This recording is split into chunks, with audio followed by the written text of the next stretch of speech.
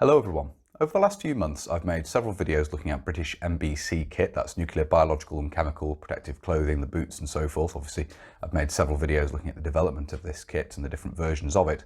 As part of that I thought we'd take a look at Survive to Fight. Now I believe this is the initial version of this booklet. There were later versions as well, and this deals with NBC training, how the clothing and equipment was supposed to be used. Obviously it talks about the use of detector paper and so forth as well, so it neatly ties together some of the kit we've been talking about on the channel recently over the last few months, as I say. And for those who don't have a copy, I thought it would be interesting to flick through this on camera so you can see what's in this and obviously share with you the information that's provided within. And if you're interested in finding a copy, they aren't that hard to find. They are quite interesting, and there are later versions of these as well, which are easier to come by and have quite a lot of the same information, but dealing with more up-to-date, more modern kit. So we're going to have a look through this now. It's quite an interesting adjunct to the kit we've looked at, and hopefully you'll find it to be so. And as I say, if you're interested in finding one of these, they aren't that difficult to find, and I'm sure many of you are already familiar with this, but it's what we're going to have a look at now.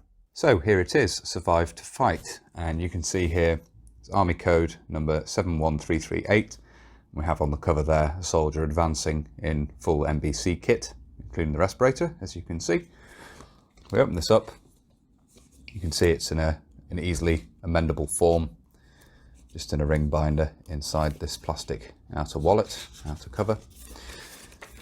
We open this up, you have an amendment record in the front there, and then the contents page. And the idea of this is that you can pause at any time should you wish to look at a particular page. And this obviously gives you quite a lot of detail in here, various tasks.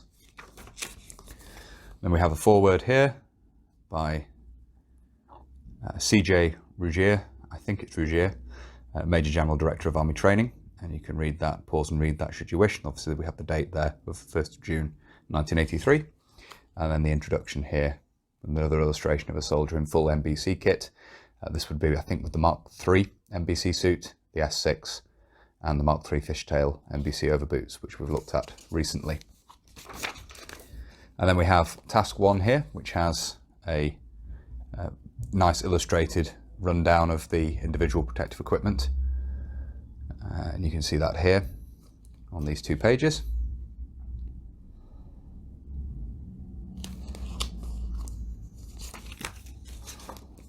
And then donning the NBC suit. So we have the details for the trousers here and the boots, and then for the smock as well. And then gloves, and you can see here details about the detector paper as well. We then have the pages oriented differently here, so I will show these as best I can.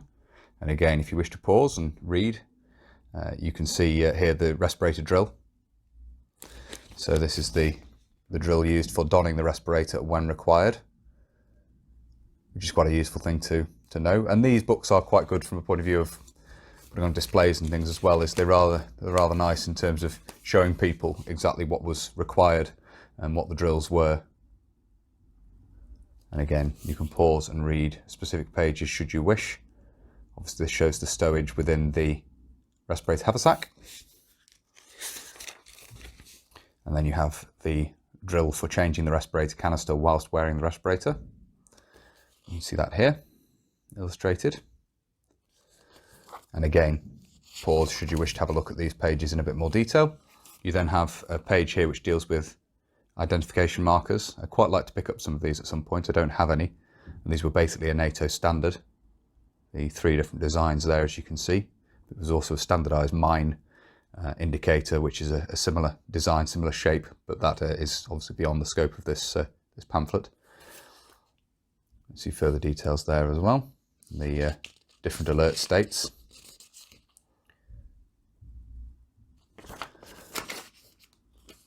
And then we have some chemical safety rules here. And obviously details of identifying chemical attack. And these elements of these tasks were of course practiced regularly by troops in British Army of the Rhine in exercises, obviously due to fears of a Soviet attack and Soviet use of chemical or indeed biological weapons, and obviously nuclear attack as well. And you can see here use of the DKP1 and DKP2, the two decontamination kits. Block bang rub with the DKP1, which is the decontamination kit carried in the small side pouch on the side of the respirator haversack, which includes pads impregnated with Fuller's Earth. And then you have the use of the DKP2 here, which is the bottle containing more Fuller's Earth. And again, pause should you wish to look at these in more detail. Chemical immediate action drills here, which is, say, illustrated here as well.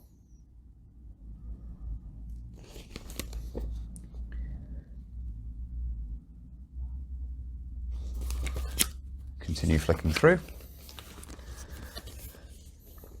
And then the immediate decontamination drill. You can see that here. Again, showing the use of the decontamination kits.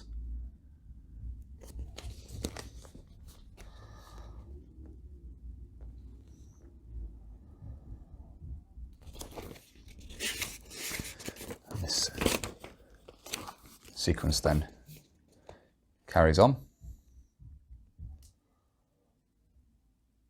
So it shows you not only personal decontamination, but decontamination of your kit and clothing as well. Certainly the outer clothing, the protective suit, and then the gloves and the outside of the respirator and so forth, as you can see there.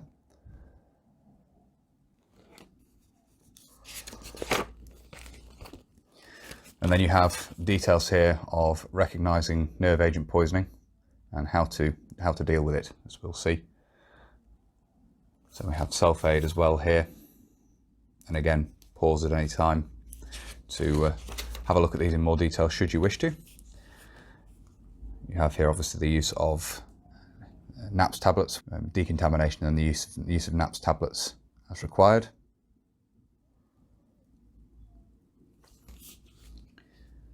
An immediate self-aid drill here as well, further detail.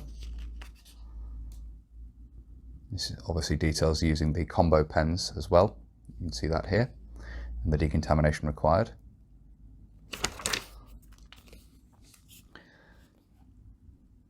Task 9 here, self-aid for nerve agent poisoning. And then we have the emergency drinking procedure. Now this is one thing that would change quite significantly when the S10 was introduced. Obviously we're working with the S6 here. The S10 had a drinking system.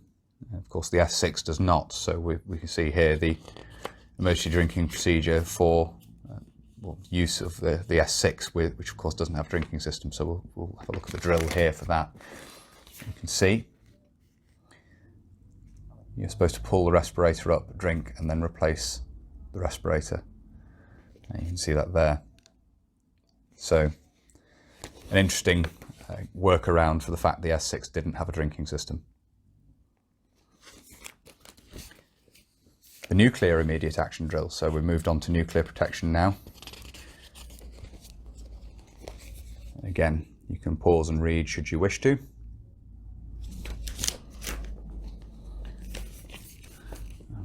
Personal nuclear decontamination. We also have details here on the wearing of the personal dosimeter, the wrist dosimeter. Obviously there's an illustration of that here. And these are a nice bit of kit to have as well, very readily available and easy to pick up. And this obviously shows their use. So if you'll obviously have a display of kit for this sort of late Cold War era, this is a nice thing to include. And obviously the use of this is included within Survive to Fight, as we see here. So, individual tasks in NBC IPE. So this is obviously being able to survive and then fight whilst wearing your protective equipment. And we can see details of that here.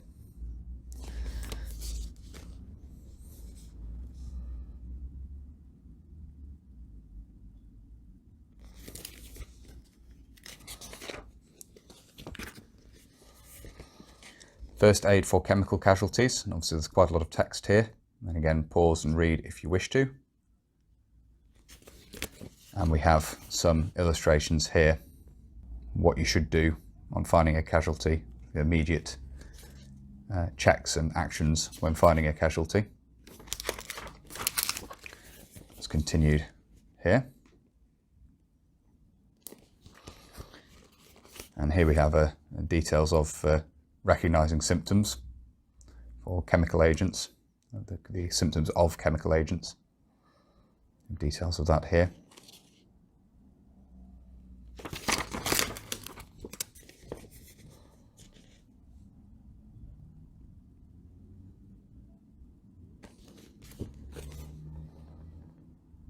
And again, these illustrations are useful in terms of showing people the effects of these different chemical agents that could have been used.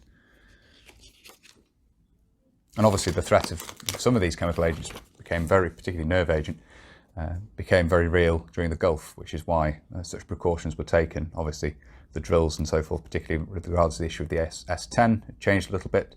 This is the earlier version of Survive to Fight. We might have a look at the later version in a future video at some point.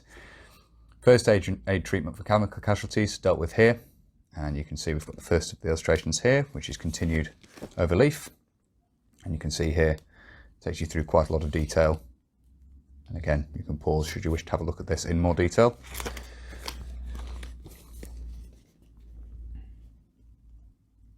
You have a use, interestingly here you have the NBC casualty bag.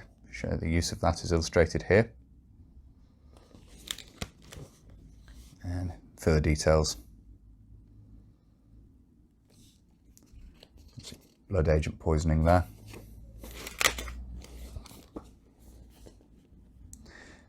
So first aid for blister agent casualties. So various different chemical agents. And first aid for mental incapacitants such as BZ and LSD. So that was another fear, was that these psychotropic, psychoactive agents would be used, and mental incapacitants essentially. So you have details there. We have further decontamination details here. Decontaminate personal and unit weapons, and so you can see here how the decontamination of the rifle is to take place, again using the decontamination kits available. And we have further details here, obviously with a GPMG illustrated here.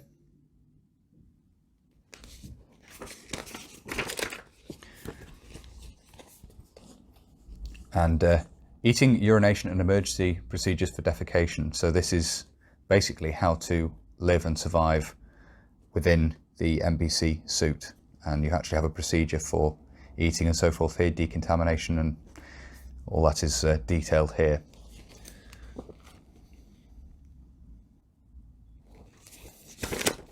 And this is obviously for troops living for prolonged periods in a contaminated environment. So all of this was thought about and planned. Definitely risky business doing all this, but it was planned out and drills were created, as you can see.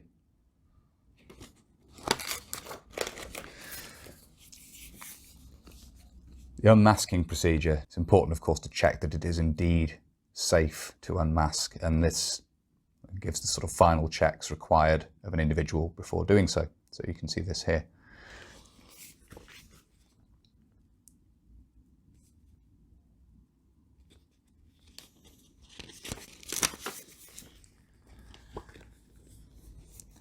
This is an interesting section, changing contaminated NBC clothing. So this is how to change suits, because they only give a certain amount of time. I forget the time, it takes you for 24 hours. There we are, it is in the book. The NBC suit obviously does filter the air.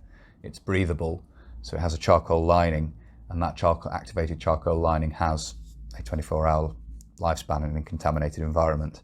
And so a contaminated suit needs to be changed in order for it to remain effective if operating particularly in chemical environments. So we have a drill for changing the contaminated suit, and obviously this does note here it's the Mark III suit. So we have the first part of this, decontaminating the gloves. We then move on to the other illustrations here which take you through the process, as you can see, and this actually involves cutting the smock from the neck to the waistband, and obviously cutting the cord around the hood and so forth. This would be a problem that this problem would be solved, of course, with the later the Mark IV, which has a zip down the front.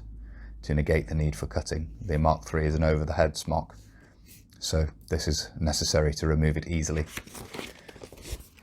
Moving on to the next page here, you can see further decontamination and then the removal of the trousers.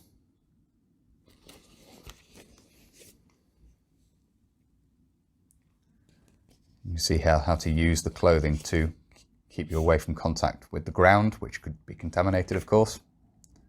Obviously, the assistance of another soldier is required here.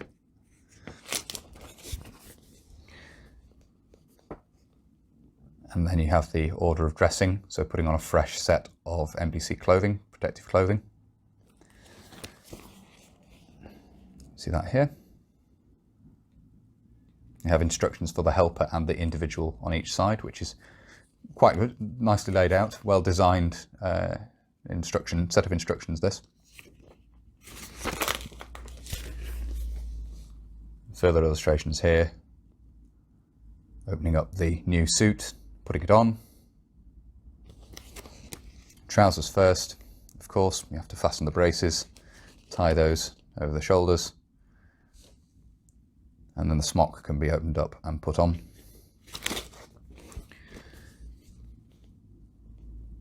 We can see that here.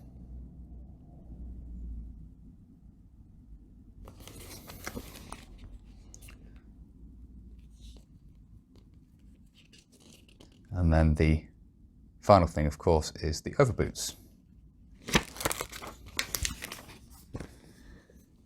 You can see the final part of that here. And then you have practice details, as you can see here.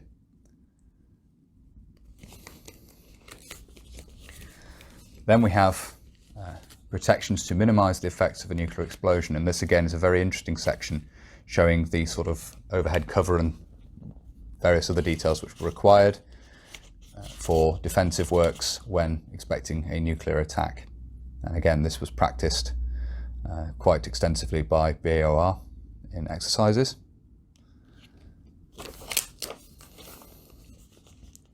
And obviously we have all the details here regarding the practice and so forth and the training that was undertaken. Care and maintenance of the respirator, obviously a very important thing. The respirator does require care and maintenance. Hair on there. Just remove that so you can read a little more easily. And then we have a chart here for measuring the hands for the correct fitting of gloves. See that here?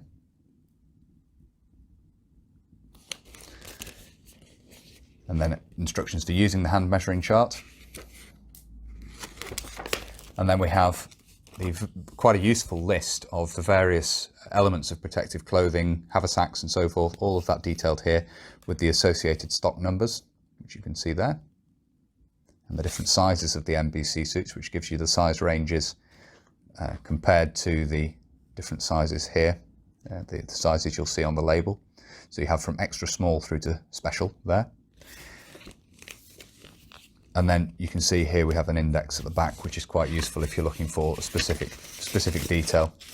But that's basically it. That's Survive to Fight, and this is the 1983 version of this. Obviously, we've basically run through it there sort of page by page, and hopefully it has been interesting looking through this. I wasn't sure quite how long this would take, but it looks like it's probably taken about 20 minutes looking at the camera here. As I say, well worth picking up a copy if you can find them. They are still readily available, fairly readily available, but a little bit more expensive than they used to be.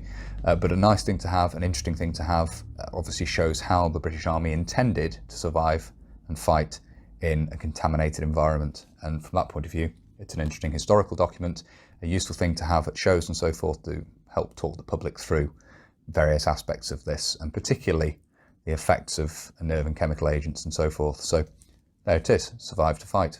So there we are. I do hope you found it interesting looking through this. As I say, many of you out there who watch my videos are probably very familiar with this, but for those who aren't, I hope it's been interesting looking through this, looking at the details of how the clothing and equipment was supposed to be used. Obviously, this gives a bit of context for the videos where we've looked at these elements of British NBC kit in some detail. As I say, I do hope you found it interesting. If you have and you'd like to see more of this sort of thing, please do consider subscribing to the channel if you haven't already. And whether you're newly subscribing or you've previously subscribed, please do make sure you hit the little bell, the notification button down below. That will of course alert you when I upload future videos. If you really like my uploads and you would like to support the channel, you can. Both Patreon and PayPal are linked down below. And as I always say, a massive thank you to everybody who supports the channel using those two methods. It really is greatly appreciated. Thank you all very much indeed. If you'd like to follow the channel on social media, you can. Facebook, Instagram and Twitter are all linked down below. And if you'd like to get in touch but you don't really use social media, there is of course an email address down there as well. That's everything for this video, so until next time, bye for now.